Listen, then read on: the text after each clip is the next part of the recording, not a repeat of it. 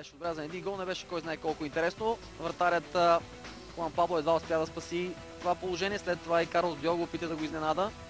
Силни минути до 20-та някъде за тима на Сарагоса.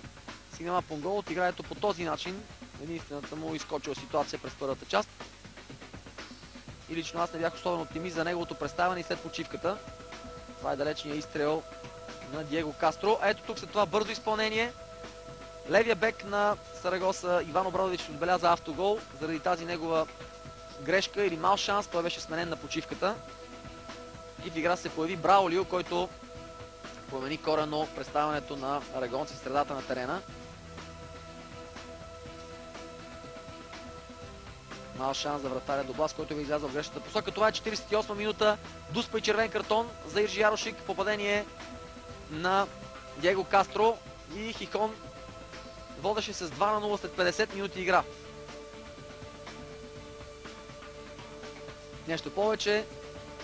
Асторийци имаха възможност да отбележат още няколко положения, но ето тук техничният пас на Габи Фернандес намери Синема Понгол и с безпощаден шут бивши играч на Ливърпул върна надеждите на Сарагоса. 56-та минута, 1-2.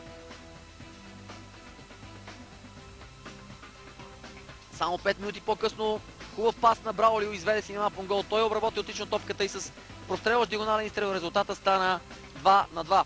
Така се разделям от стадион Ларо Мареда.